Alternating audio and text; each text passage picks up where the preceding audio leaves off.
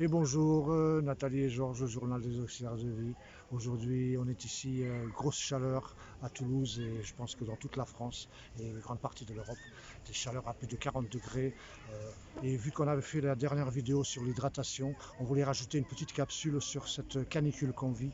Voilà, et quelques conseils et quelques petites astuces pour bien s'occuper de vous, bien sûr, Ouais. et de nos bénéficiaires. Voilà. Oui, parce qu'en fait, ce qui se passe, c'est que quand il y a la canicule comme ça, il faut savoir qu'il y a des personnes qui sont seules chez elles, qui ont un passage par jour, 2, 3, mais il y en a qui se retrouvent vraiment toutes seules et qui ne peuvent pas se déplacer pour s'hydrater ou qui ont juste une bouteille d'eau à côté d'elles.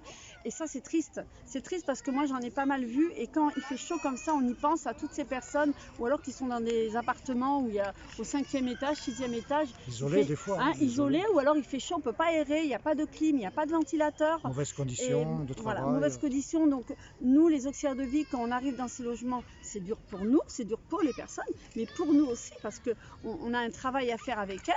Et puis en plus, il fait chaud, on ne peut pas s'hydrater ou se ventiler, et la personne non plus. Et ça, quand il y a la canicule comme ça, moi j'ai une grosse pensée parce que j'ai eu une expérience où je travaillais dans les Pyrénées-Atlantiques et il y avait des personnes adorables, mais vraiment adorables, mais qui étaient allongées sur son lit toute la journée. On arrivait le matin, allongé, un passage le matin, le midi et le soir, avec la chaleur, les volets pas ouverts, pas d'air, pas assez d'argent pour s'acheter un ventilateur, pas de famille qui passe, il n'y a que nous, et parfois les filles, pas spécialement moi, mais une ou l'autre, on passait pas pour X raisons, il n'y avait pas de remplaçante.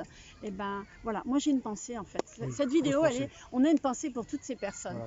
Voilà. Et pour toutes les collègues et collègues aussi qui travaillent dans des conditions déjà difficiles. Qui font des kilomètres. Beaucoup de kilomètres, beaucoup de chaleur, des fois des toilettes difficiles avec... on sait que les personnes âgées ont toujours froid.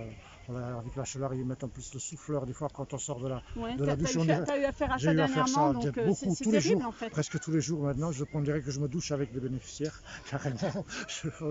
Et voilà, une pensée pour tous les collègues et collègues qui sont parce que cette canicule est dans toute la France, donc forcément on est tous touchés, même en Bretagne, où il fait pas souvent beau, excusez-moi, mais je sais qu'il fait très très chaud partout. Et on sait que c'est très compliqué en cette période pour les personnes âgées. Voilà, on parle aussi des personnes âgées, mais après il y a tous les travailleurs, toutes les personnes qui travaillent, les métiers dont on a parlé pendant le Covid en fait, les éboueurs, puis maintenant les maçons, tout ça qui travaillent avec cette chaleur, c'est très compliqué, c'est très dur parce que quand ça arrive à 38-40, avec le masque voilà, c'est ça qu'on devait dire, c'est qu'en plus avec le masque, ça amplifie encore avec le masque, voilà. C'est terrible. Donc moi ce que je conseille, mangez de la pastèque, mangez du melon, voilà, mettez des petits cubes dans un petit glacière dans la voiture, avec des petits glaçons autour dans des boîtes tupperware pour vous hydrater. Et puis les personnes aussi, il y en a qui aiment ça, tout le monde n'aime pas la pastèque, le melon,